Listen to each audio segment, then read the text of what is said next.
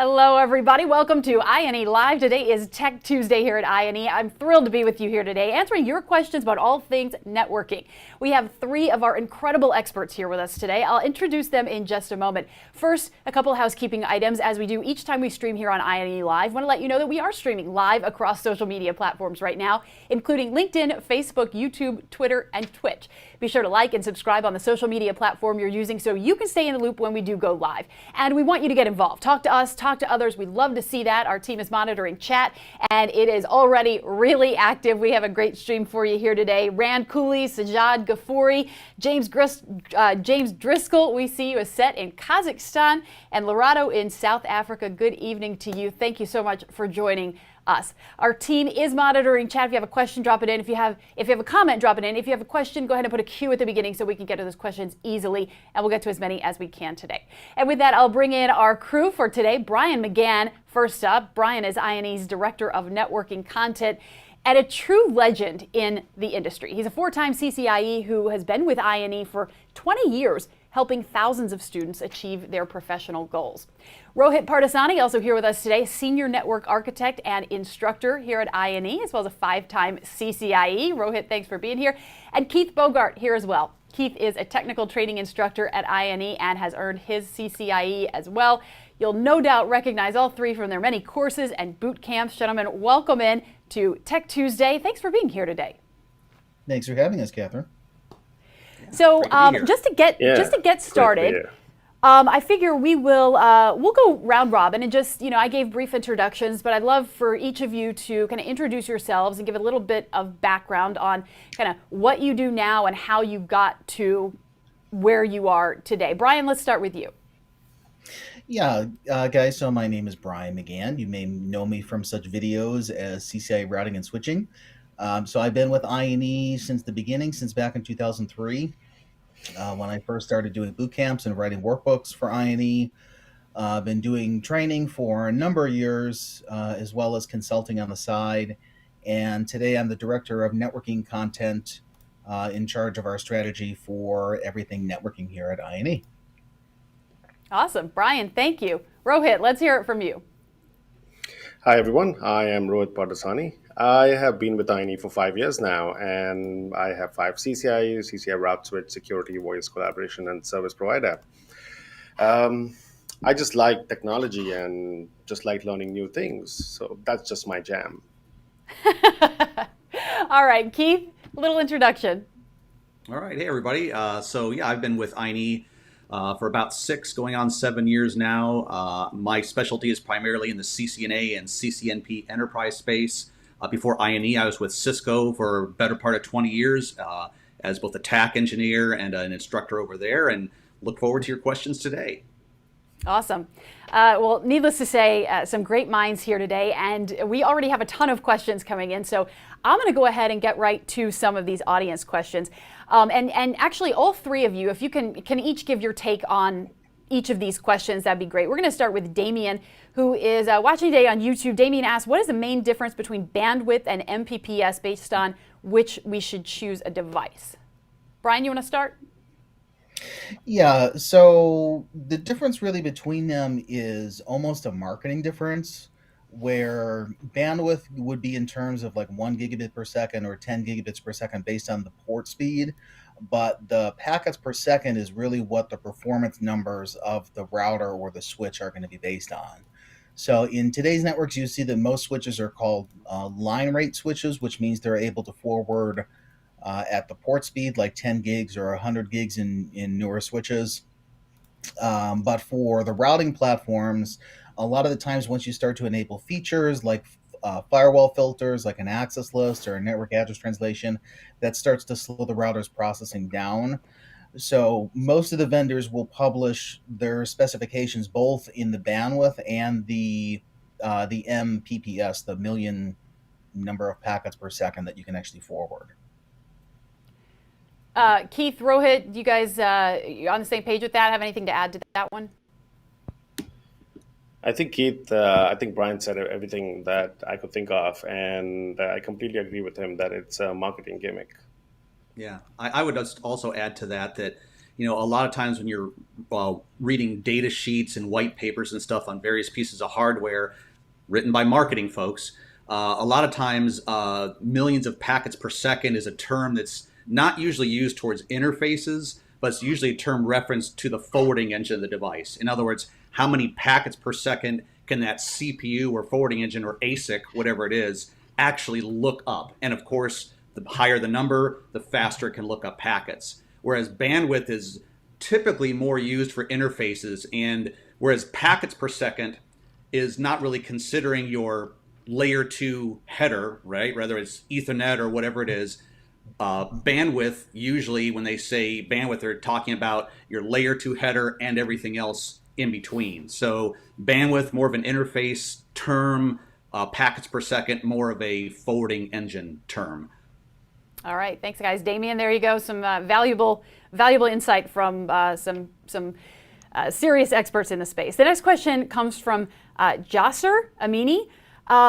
He asks, I'm moving to a network designer position where I'll be doing 100% design, no implementation and configuration work. I have a CCNA and I'm currently studying for my CCNP. I've always wanted to go for a CCIE. So the question, will CCIE be beneficial for me, or does it make more sense to pursue the CCDE instead? Rohit, you want to take that one? So pursuing CCIE always really helps. But let's say if you're going into the network design, then knowing your technology is extremely important. You may not know how to configure things, but understanding how it works, that's really going to help him in the design platform. And yes, CCD is a big thing. He should eventually move towards a CCD. But in my opinion, if I was doing a CCD, I would first become an expert in implementing and knowing the technology and then moving towards the CCD. A follow-up on that, this is William on YouTube asked, I'm already a CCIE EI. Is a second CCIE the way to go, or should I pursue the CCDE? Keith, what are your thoughts on that? Well, I think that the longer you spend in the industry, the more is expected of you, right? And part of that expectation is that you will have, with more tenure, you'll have more experience with different technologies, different protocols, different features.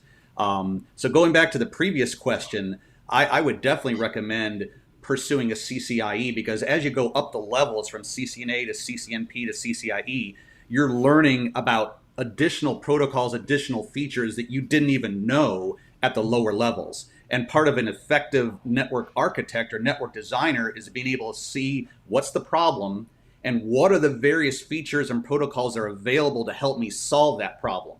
And if you only know one or two things, but there might be 5 or 6 features or protocols available that you didn't know because you didn't get to the CCEI level or CCIE level, then you're not really serving your customer very well, because you're not presenting them the full range of options of what's available. And as far as getting a CCIE enterprise is concerned, that's awesome that you got that. By the way, congratulations. That is not easy to get. But yeah, at that point, it's really, if you want to branch out into some other different specialty like security or data center, then absolutely you want to start pursuing those tracks. It's really based on your interest. Brian, I want to get your thoughts on this as well. 4-time CCIE, and what are your thoughts on stacking on the CCIEs versus going for a CCDE or something similar? I think it goes along with what Keith was saying, that it depends on what you enjoy. So, like Keith said, the longer that you're in the industry, the more that is expected of you, the larger the knowledge set that you're expected to have. So I wouldn't necessarily personally recommend going straight for CCDE from CCNP. There's a pretty big gap in between the two of them there. Most of the candidates that I talk to that have gone for CCDE specify that the CCIE routing and switching, or the enterprise infrastructure, plus the CCIE service provider are kind of prerequisites for that exam. Not to say that you have to actually take that certification and get your CCIE in enterprise infrastructure or service provider, but like Keith was saying, all those technologies, all those protocols that are covered in those blueprints, they're expected that you know how to do the implementations of them, because you need to understand how the implementation works in order to properly design the network, to figure out what are the different problems that I can solve with different protocols or features, or different types of firewalls, routers, switches, etc. Um, so in terms of the CCDE, I wouldn't necessarily recommend going straight for that jump. The second question, would I recommend getting a second CCIE? It ultimately depends on what you are interested in.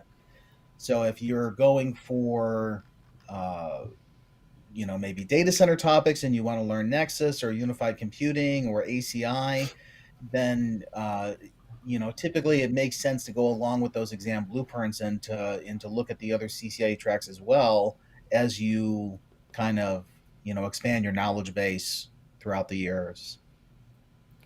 So while we're on the topic, CD watching on YouTube asked a question. CD, thanks for the question. For someone who already has the CCNP Enterprise, what first book would you recommend for the CCIE EI? Brian, if you just want to take that one, we'll just go right around the room. Brian, Rohit, Keith. Yeah, the one that I really like is the series Routing TCP/IP Volumes 1 and 2. They're a little bit older texts now, but they cover IGP routing and BGP routing and multicast routing in depth. So usually the CCNP level is a little bit short of what you would need for CCIE level knowledge in those protocols. So I would definitely recommend Routing TCP/IP Volume 1 and 2 as a kind of tried and true text over the years. What do you think, Rohit? So for the CCIE, any CCIE track, in fact, I agree with Brian that TCP/IP Volume 1 and Volume 2 is really amazing. In fact, I did that when I was attempting my CCIE. But if you actually go to Cisco's website, there's a ton of books that they've mentioned that you should study. Now, obviously, it's not really possible for you to go through 20 books, and each book is 2,000 pages.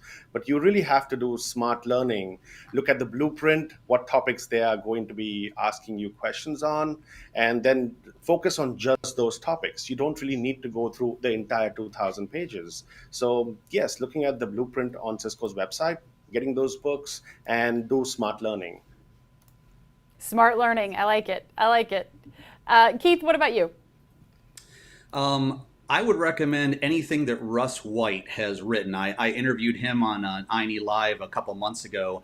Right now on Amazon looking at his titles, and for going into the CCIE specifically, a couple I would recommend. He's got one called Inside Cisco iOS Software Architecture. Great book for understanding how routers and switches are put together from both a software and a hardware perspective.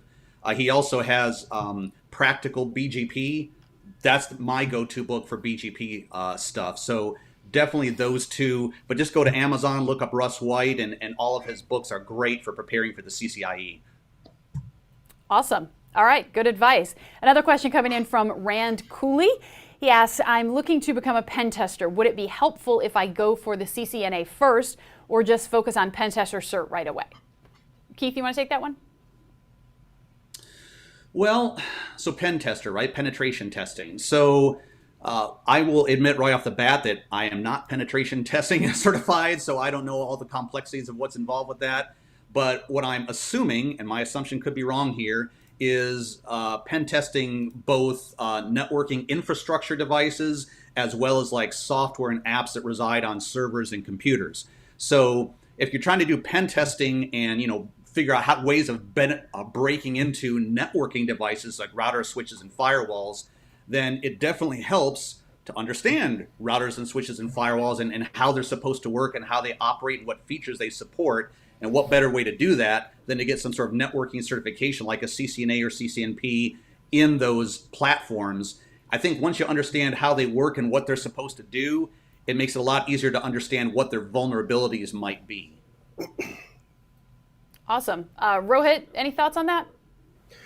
Yeah, I mean, I'm not a pen tester also, but what I would assume is that a pen tester would basically connect to multiple devices, could be a networking device or maybe a software operating system. So getting a basic idea of how a Cisco router, for example, works or a Cisco switch works, it would really help them understanding or maybe achieve their vulnerability check goals. All right, Brian? Yeah, this is actually a question that we get pretty often now that INE is, heavily vested in the cybersecurity realm. And what I would say personally is that you definitely want networking knowledge before you become a pen tester.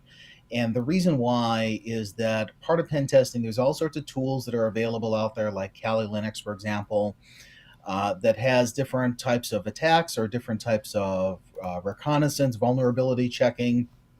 And the network is ultimately going to be the first line of defense that the system has against any type of intrusion. So when you're running these different tools on Linux, it would make sense to understand from a networking point of view, what are the problems that are being introduced with these types of attacks? What are the mitigation techniques? What are the ways that I can prevent someone from doing this attack in the future?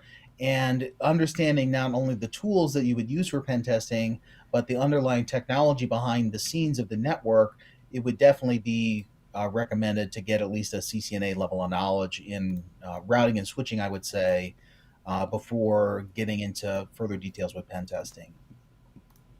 All right, great advice, guys. I'm very busy here fielding a lot of questions. They're just pouring in. So thanks to all of you who are watching on all the social media channels that we're streaming on. Great questions. Keep them coming in. I'm doing a lot of copy and paste and listening to you guys. So thanks for the lightning round questions. I love this question that just came in from Angel, who is watching on YouTube, I believe, and I think this is a really, really good one for you guys. Angel asks, are you as geeky as we are when it comes to having gear at home? All of you are laughing. I think I know the answer to all of that, but Rohit, why don't you take that one away? I would definitely say that I am a geek. Back in the days when we had those big routers and switches, I had a lot of those in my house, always running, always practicing something on the live gear. But again, things have changed. So now I don't have those. I mean, I still have them, but they're powered off somewhere in the garage. I have now two big servers, which basically run the virtual images, and I practice on them. There you go. Keith, are you a geek? Yeah. No, I'm sort of agree with Rohit. Back in the day, several years ago, I bought a ton of Cisco equipment off of eBay and stuff, and I had my own huge rack. Made my room about 150 degrees, which was really fun to study in. But, these days, I just try to virtualize everything. I don't find a lot of use in having physical hardware, physical cables in my house. My electric bill is high enough as it is. I don't need to add to it. So I just try to find virtualized solutions as much as possible. Yeah, just to add to Keith, I remember that I bought my first 2511. I don't even remember. Yeah, I think it was 2511 or something, or 2501. For like $600 of eBay. I bought like 4 of them, or I think 3 of them as a package or something. And now you get like 50 of them for like $50. Brian, what about you? Are you a self-proclaimed geek? I used to be an equipment collector, but not anymore. Luckily, everything is virtualized now, so my family is not inundated by the number of boxes that I used to have sitting around the house. But yes, I would definitely consider myself a geek. I have a home lab that I play around with different technologies like virtual wireless LAN controller and video server and Linux and virtual routers and switches. And going along with that question, one of the big questions we get is, should we buy equipment for home? Like Rohit was saying, they have those CCNA, CCNP kits you can get on eBay for pretty cheap nowadays. But what I would recommend to do is to get a server or to get just a small computer like one of those Intel NUCs and get a bunch of memory on it and load up some virtualization and start playing around with the routers and switches in virtualization. All right, 3 geeks. There you go, but some good advice in the mix there. Interesting question coming in from Ibrahim Khalil. And I'd love to get your take and maybe some advice for Ibrahim or others who are in this situation. Ibrahim says, motivated to learn but not get certified. Is that a problem? What do you think, Keith? I don't think it's a problem. I mean, it really depends on what your overall long-term goals are. I mean, for example, if I was working as a network engineer for an ISP or an enterprise or something, and I felt, you know what, my job is pretty secure, I've got some advancement opportunities available to me, And where I am right now doesn't require me to get certified in order to get promotions, in order to move up. However, I have a personal desire to learn new things and expand my growth. Well, then absolutely, there's nothing wrong with still reading the official certification guides, reading other books, labbing, testing, and doing that. There's no one, holding your feet to the fire to pay the money and go get the certification.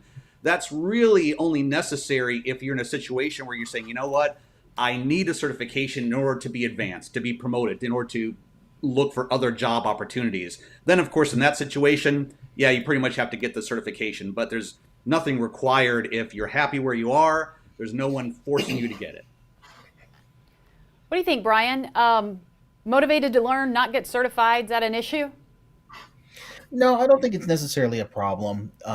What would be a bigger problem is that if you're not motivated to learn the new technologies, because being in networking, things change, almost on a daily basis. And the big thing is that all of us have to stay relevant in this field in order to keep going. So there's a lot of reading that we do on the side, a lot of videos like Cisco Live videos that I watch on the side. Read a lot of books, but it doesn't necessarily mean that I'm preparing for any specific certification. So you don't necessarily have to take the exam, but using the certification blueprints, like Keith was saying, and the official certification guides, definitely a great resource out there for just learning new technologies. Rohit, I'm curious. This is just a follow-up that I'm asking, but if when it comes to pursuing jobs in a professional environment, if you don't have those certifications, but you do have the knowledge, how can you best convey that information to people who may be doing the hiring? So it depends on the experience that you have. Let's say if you have 10, 12, 15 years of experience, yeah, certification may help, may not. But it may not help because you already have the experience to show that. But let's say if you are a college graduate and you have zero experience, certification definitely helps you getting your foot in the door. So obviously you have to have the knowledge to get that job, to pass the interview, or even retain the job. But just looking at the certification, the first thing I would do, let's say if I was scanning through thousands of resumes, I would be like, okay, all of these 100 people, they do not have they don't have experience, but 5 of them have maybe a CCNP. So I would at least call them up for an interview. Maybe he passes, maybe not, maybe not. That depends on his knowledge, how much he's studied, how much he actually knows the concepts. So certification only helps to get your foot in the door. I want to pass along a shout out from the bearded IT dad who is watching right now. I want to give a shout out to you guys. Your motivation helped me go from entering the field to director of network operation in 3 years. So keep up the great work. Love to hear comments like that, and I can see the smiles on your face. I know it means a ton to you guys when you hear stories like that. Absolutely, that's great. It helps us. I'm going to get to a follow-up question from the bearded IT dad, who asked. We actually had a couple similar questions. A LinkedIn user asked this, and the bearded IT dad did as well. But what are your study habits for achieving your CCIEs? How much time did you devote to labs versus reading, and what are some of your favorite study methods? Brian, we'll start with you here. Yeah, I think the biggest thing is to be consistent. That you need to set small, manageable goals that you can consistently hit on a daily or a weekly basis about what your particular study habits are going to be.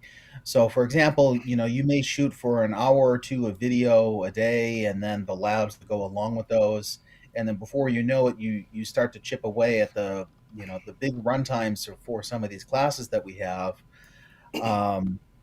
And another thing that I like to do is, after watching videos, to read the recommended resources, to look at multiple different perspectives on a particular technology. So, watch a video, read some marketing information, and then do the labs on them.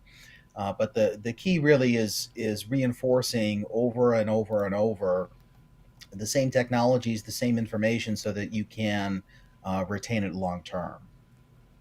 What do you think, Rohit? Yeah, I think that it's important that you spend enough time in reading and practicing. Like for me, it's completely different. Like I used to spend, obviously, you cannot really spend 5 hours a day because we all have jobs. But when I was wanting to do a CCIE, I used to say, okay, first thing I'm going to do is set a backward goal. So, okay, I am going to attempt, let's say, in December. And then I would count the number of days that I have, and then accommodate maybe like 1 hour a day on maybe the weekdays, and Saturday Sunday would be 10 to 12 hours. What I would do is take one topic, read about it, and lab it up.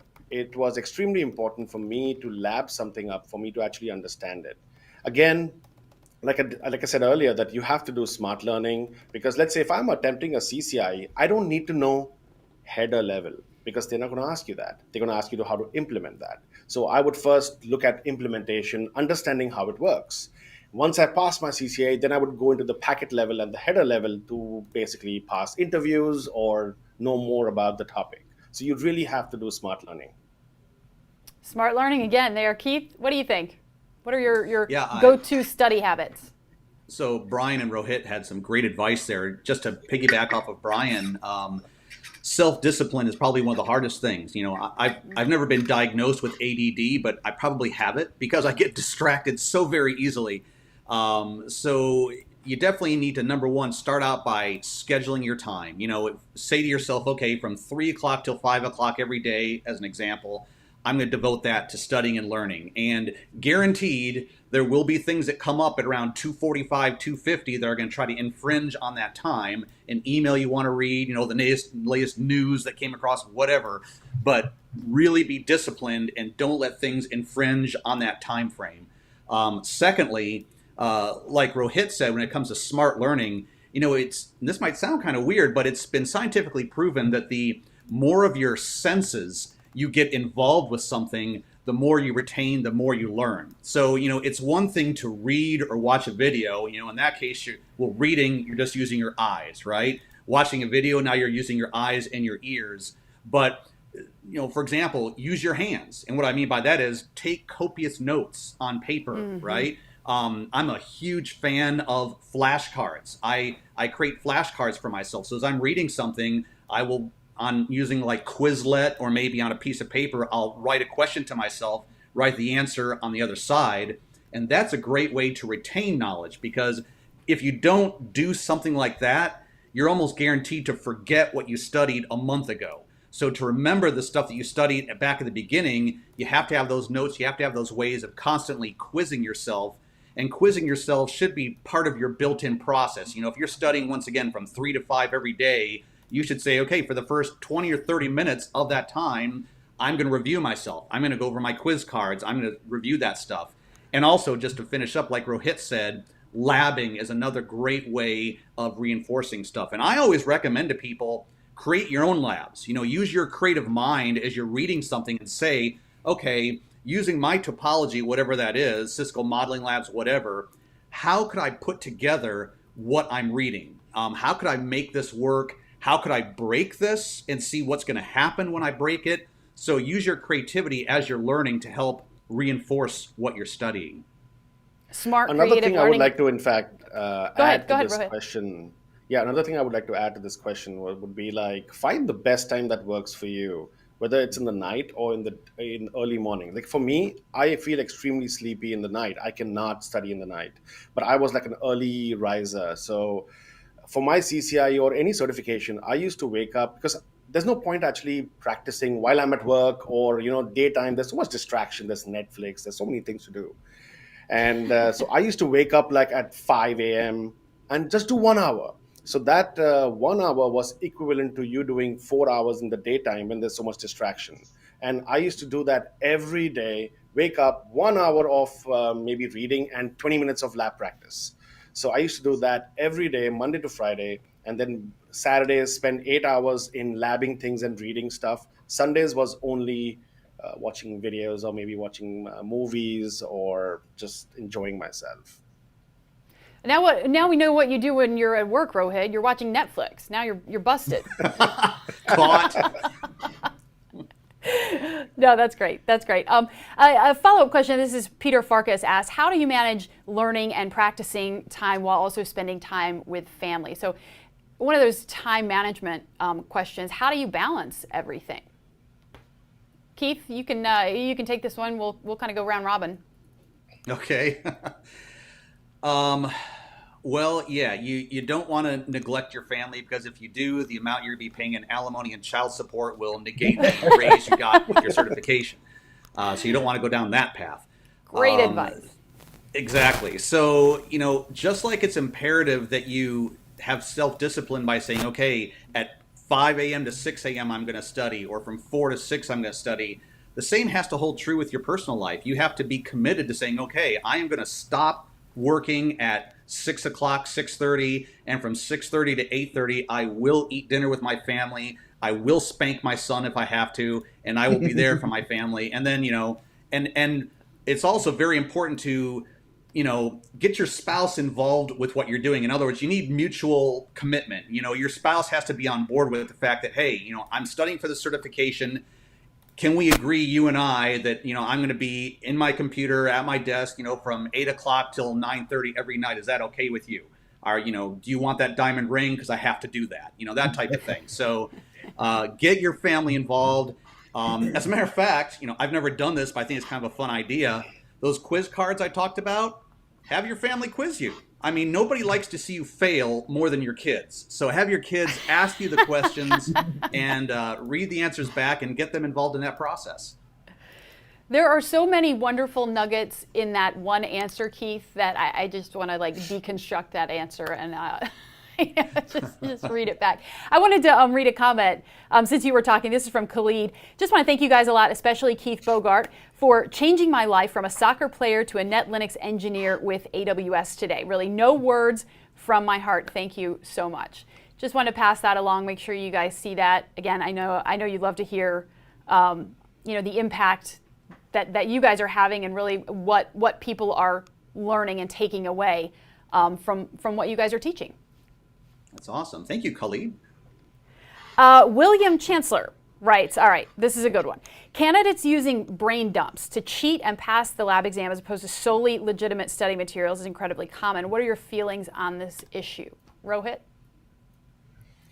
Well, I think these guys are not going to go far because, you may use brain dumps and cheat in the exam by knowing all the questions and passing the exam. But are they going to go anywhere with that? That certification is just going to be hung on the wall with probably no jobs. Even if they do get a job, they would probably be fired in like a few weeks, because you cannot hide something that if you don't know technology, you really cannot hide that. So they are out there, but they don't go anywhere.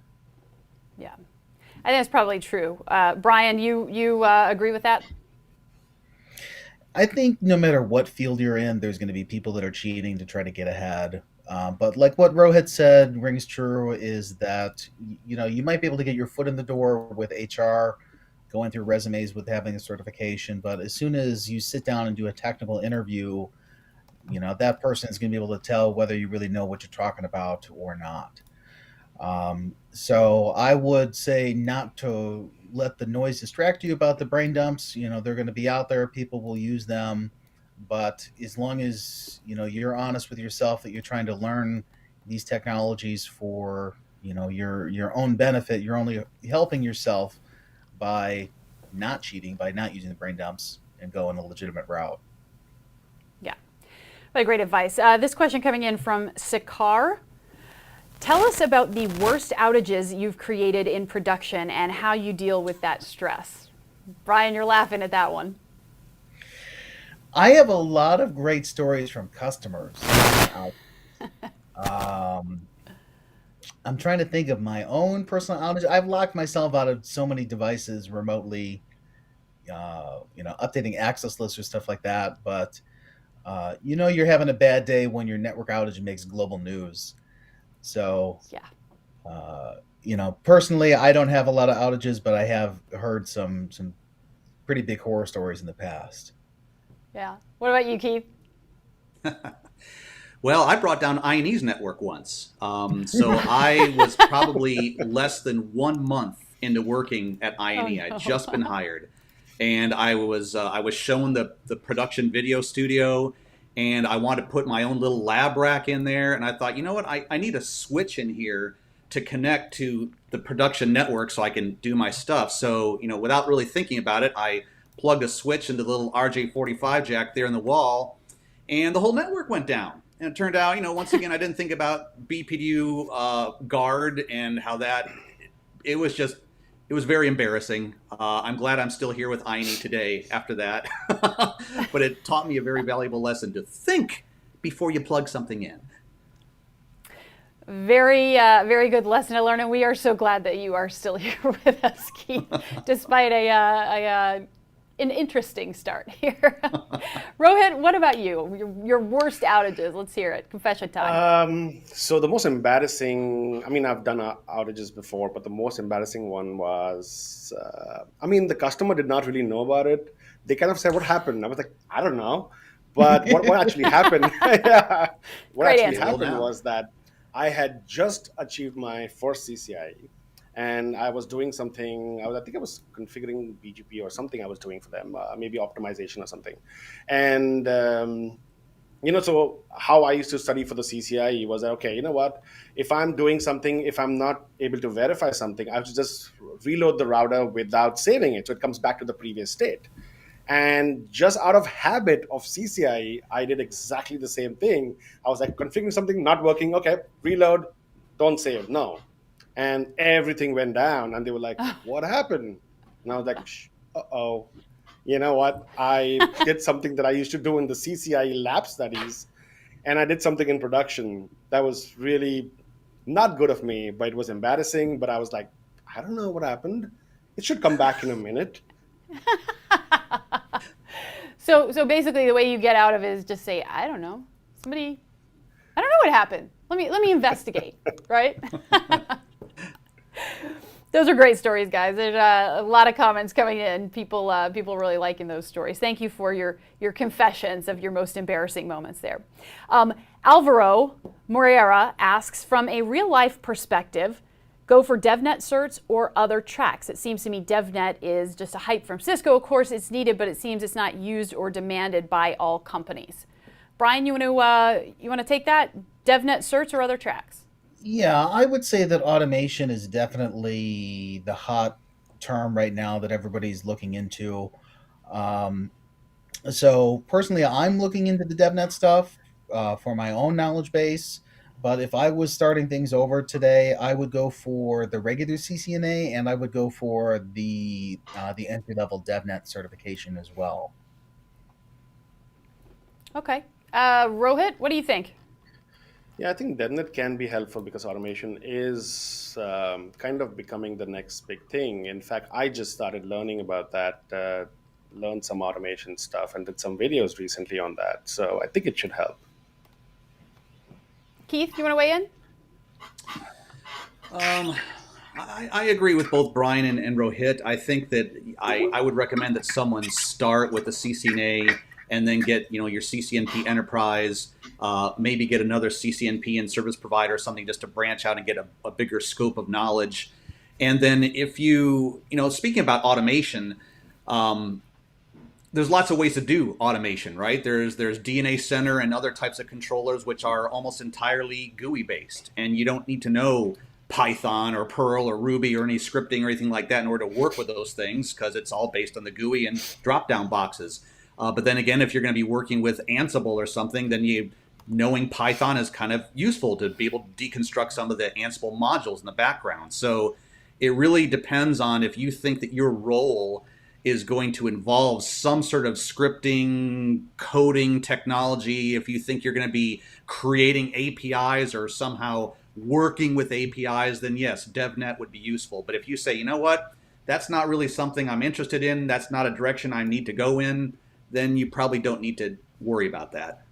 So on the automation front, Jiri asks, programmability automation is really hot these days, obviously. Do you guys study Python yet, or are you going to? Keith, you want to take that one? Oh, you would have to start with me. All right. Python is one of those things that I've started and stopped probably an uncountable number of times. So I have got my feet wet with it, and at one point I got far enough along with it that I was able to create a IP subnetting game. I thought, oh, that's really cool, but then I got distracted and forgot everything I learned. So if I was actually working in a role as a network engineer for a company, and once again, if my type of role require me to do some sort of repetitive tasks with the command line, and I think that's the real key word, repetitive. If every single day when I sat down my computer, I had to log into 15 different devices and issue the same show commands and collect data and then scrape through that data looking for something, well then absolutely I would dig into Python and figure out an easier way to do that. So it really just depends on, is your role something that where automation would be useful for you? That's the key to that. Thanks, Keith. Brian, Python? Yes, no, maybe? Yeah, I think Python is definitely a great starting place. But like Keith said, it really depends on what your use case is for it. So if you can find ways that you can solve repetitive tasks, whether that be with Python or with Ansible or any other programming language, that's really what we're trying to focus on in today's networks is to make everything simpler, to make everything more automated, where you can just click a button and the network programs itself. That's hopefully what we're all working towards. Automating ourselves out of a job, basically. Let's hope not to the extreme extent. Rohit, what do you think? Python? Yes, no? So before I answer the question, I have to go back to back in the days when I was starting off with my career in IT. I started off with programming and scripting. I did like C, C++, VB, .NET, Java. I did all of that, but scripting or any kind of programming was not my cup of tea. And I moved to networking because Cisco was my jam. So I did that for 20 years, and then it came back to bite me, saying, okay, I need to know some kind of automation, again, going back to scripting. So I did that. I recently started learning about Python. And in fact, I made 2 courses. There's one course which is already out, the fundamentals of network automation using Python. And the next course, which is the advanced network automation using Python, is coming out next week. There you go. Get the plug in there. Fantastic. Thanks, guys. So this question coming in from Stefan. I'm working as L3 tech support, but not in networking. I'm studying for a CCNA to change. Is a CCNA enough to get a job as a network engineer and not as a tech support, or should I wait and get a CCNP? What are your thoughts on this, Brian? I wouldn't recommend getting a CCNP without having any experience. Like Rohit was saying before, the certifications are basically just to get your foot in the door with HR or with the hiring manager, and then it's going to be up to someone doing a technical interview that's really going to make a decision, whether you're a fit for that position or not. So I would say start with CCNA, then maybe look into the DevNet. But I would say without getting some experience under your belt in the real world, then CCNP may not be able to help you that much.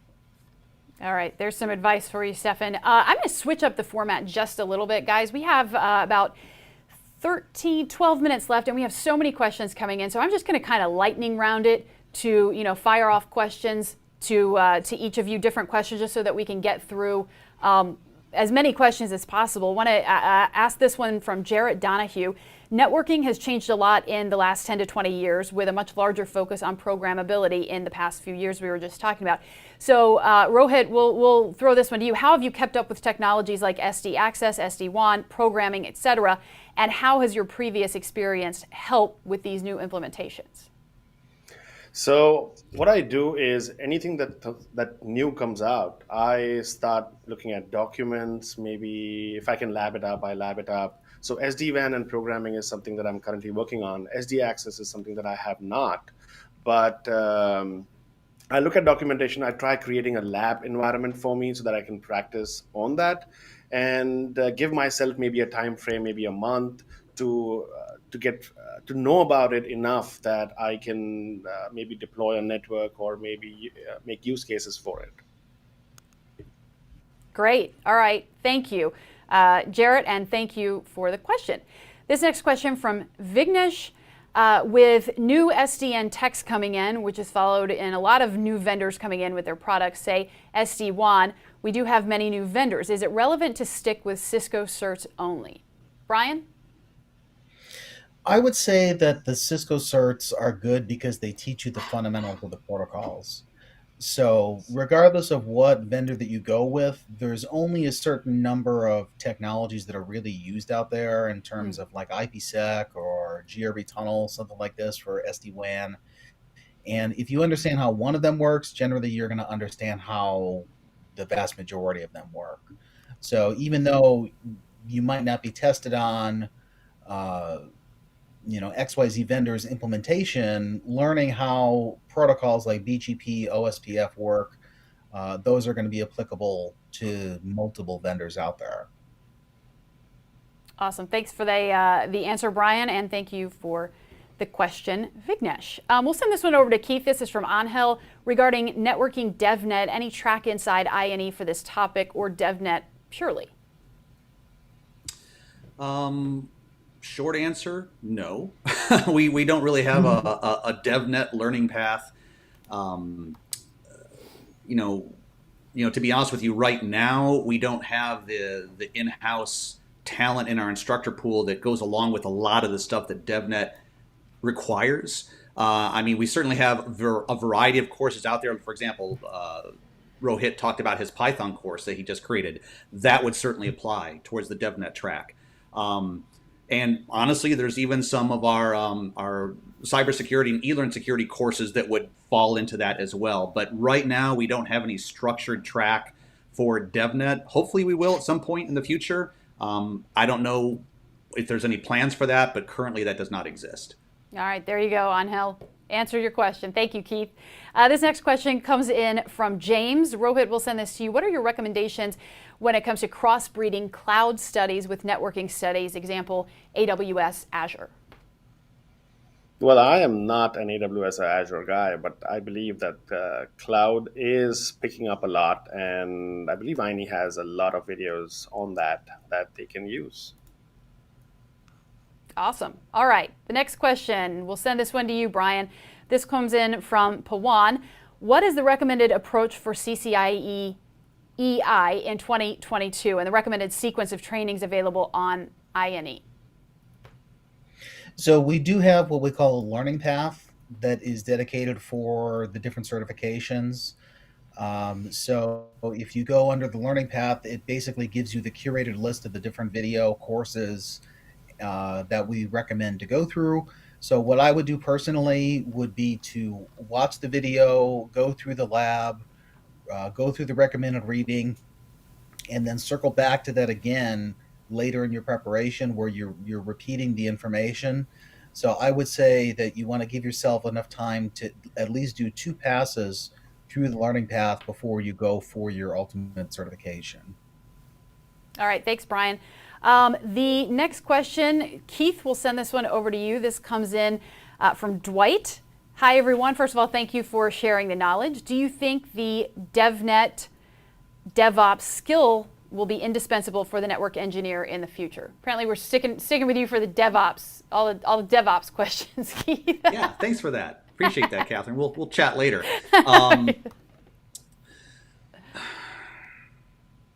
Well, there's a lot of people out there who say because of automation and development and programming that the network engineer is going to be extinct in 5 or 10 years. There's not going to be any need for anybody to know the command line. I really don't think that that's the case. Even with self-driving cars, you still need a mechanic to know how the engine works, right? So, and also when you think about it, a lot of these automation things and stuff that go into DevNet programming and scripting, that's really useful for the really large, like federal governments and university networks and things like that. But that is not all the networks that exist. When you think about a great majority of networks in the world today are from small and medium businesses that might have 2 or 3 routers, 5 or 6 switches, maybe a single firewall. do those people who hire network engineers, and they're hiring a lot of them, do those network engineers need to know scripting, automation? Are they going to purchase an $80,000 DNA center solution? Probably not. So, if you're working for, or really want to work for, a massively large network like the NSA or some corporate institution, well, those networks are going to require automation because they're huge. They have a lot of repetitive tasks, and yes, DevOps and DevNet will be useful for that type of thing. But what are the chances that you'll get hired in a network like that when you compare that network to the huge quantity of much smaller networks that exist? So it really depends on where you're working, what type of network you're working in, and the size of the network as far as how valuable that type of knowledge will be. Awesome. Great advice. Guys, we are coming up on the end of our hour here, so this is a great question to close out, and I'd love to get each of your thoughts on this. This is from Angel, who asks, how do you feel about the mentoring philosophy, and did you have a mentor to achieve any of your CCIEs? And if so, can you talk a little about how important that person was? Brian, let's start with you. I did have a mentor for my first CCIE, and it was invaluable to me. So what I would recommend that you do is to try to find study groups, or to try to find other people that have gone through the certification in the past to give you advice. Because you don't really know what to expect that day when you get into the exam if you've never even talked to a CCIE before. So definitely I would recommend to try to find a mentor if you can while you're studying, and then for you yourself to mentor others and to continue to help out, for the same purpose. And share the love, spread the love, right? Share the love. Rohit, what about you? Any important mentors in your journey? I did have a mentor, and that mentor is sitting right here. It was Brian McGahan. So when I did my CCNP and I was looking at CCIE, I didn't even know anything about CCIE. And I actually used his workbook way back in 2002, I think. I used his workbook, and I still have the hard copy printed workbook that he had couriered to me when I bought that. So my mentor was Brian McGahan, and in fact, he still is. Wow, that's fantastic. That's fantastic. Keith, what about you? Yeah, I did as well. I mean, back when I got my CCIE, I was working at Cisco. I was in the TAC, and so I had the luxury of being surrounded by all these experts, and I pestered them nonstop with questions. I would see their facial expressions as I approached their cube, and I thought, I'm going to ask them a question anyway. But that also goes along with my recommendation that if you can, try to find at least 4 or 5 people that can serve as your mentor. Because if you just have one person and you're pestering that person with 6 or 8 questions a day, you're probably not going to have a mentor very long. So if you can find 5 or 6 people that are really well versed in the technology or technologies that you're learning, then you can spread out your questions and you're not inundating any one individual. Great stuff, and great insight into what you guys have been through and how you have become so successful. That wraps it up for us today. I want to thank each of you, Brian, Keith, Rohit, for being on this stream and for answering so many great questions. Thanks for being here. Thank you, Kathyrn. Thank you. Yeah, it was great. And a big thanks to our audience as well for all of the fantastic questions, getting involved. Love to see that. Thank you. That wraps up today's stream. If you missed it live, you can look for a replay across our social channels and on the INE website. You can look for us again live next Tuesday, December 7th, for a very special Hack the Holidays stream with INE's Director of Cyber Content, Jack Reedy, and our newest cyber instructor, Brian Olive.